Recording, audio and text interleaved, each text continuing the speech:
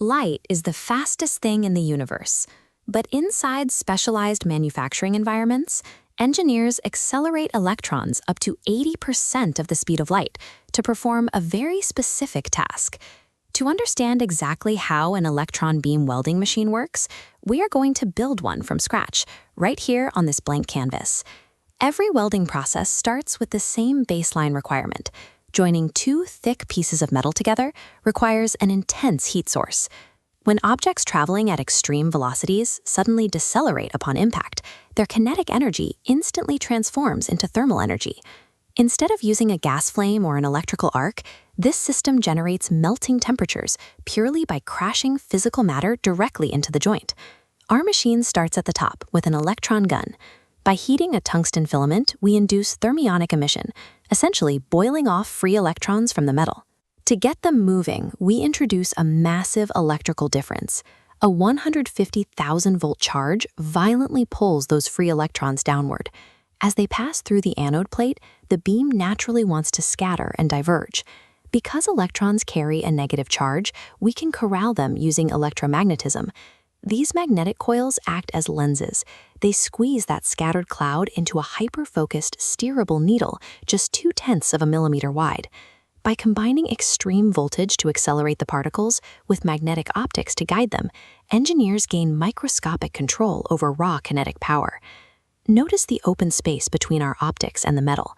What happens if these fast-moving electrons try to travel through normal atmospheric air? They hit a wall.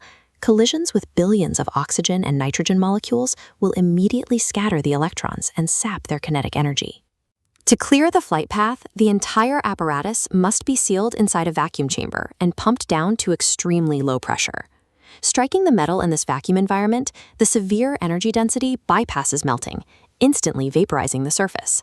The outward vapor pressure pushes back liquid, carving a deep, narrow keyhole cavity directly into the material.